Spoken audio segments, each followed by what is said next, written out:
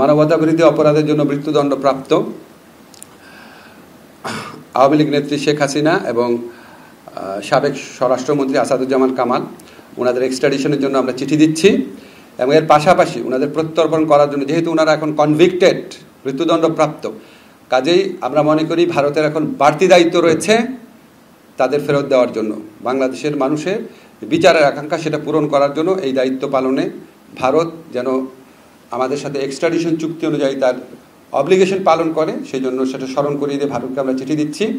একই সাথে এই কনভিক্টেড ব্যক্তিদের দেশে ফেরানোর জন্য আন্তর্জাতিক যে অপরাধ আদালত রয়েছে রোমে, সেখানে আমরা কোনো রকম অ্যাপ্রোচ করতে পারি নাকি সেটা বিচার বিবেচনা করার জন্য আমরা অচিরেই বসে সিদ্ধান্ত নিব। পদ্মা সেতু, মেট্রো রেল এবং এলিভেটেড এক্সপ্রেসওয়ে নির্মাণের গর্বিত অংশীদার বসুন্ধরা সিমেন্ট। ধন্যবাদ। আজকে আরেকটা ঐতিহাসিক রায় হয়েছে।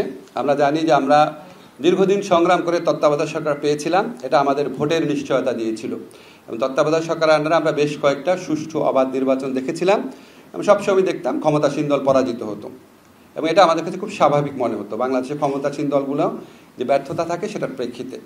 তো আমরা খুবই আনফর্চুনেটলি আমাদের একজন সাবেক প্রধান বিচারপতির নেতৃত্বে রায় দিয়ে এটাকে অবৈধ ঘোষণা করা হয় এবং তারপরে এটা সুযোগ নিয়ে তৎকালীন আওয়ামী লীগ সরকার পঞ্চদশ সংশোধনীর মাধ্যমে এটা বাতিল করে। তো প্রথমে পঞ্চদশ সংশোধনীটা অবৈধ ঘোষিত হয়েছে, আপনারা জানেন, মাস দুয়েক আগে একটা রায়ে।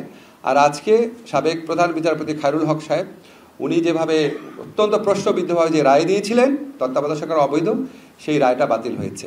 So right at this moment তত্ত্বাবধায়ক সরকার পুনরুজ্জীবিত হয়েছে আমরা বলতে পারি, কিন্তু এটা কার্যকর হবে আগামী সংসদ নির্বাচনের পরে, কারণ এখন সংসদ ভেঙে যাওয়ার পর তত্ত্বাবধায়ক সরকার হয়, এখন সংসদের অস্তিত্বই নেই এবং আমাদের উচ্চ আদালতের নির্দেশ মোতাবেক আগামীতে যে সংসদ গঠিত হবে সেই সংসদ যখন ভেঙে যাবে তার 15 দিনের মধ্যে তত্ত্বাবধায়ক সরকার গঠিত হবে।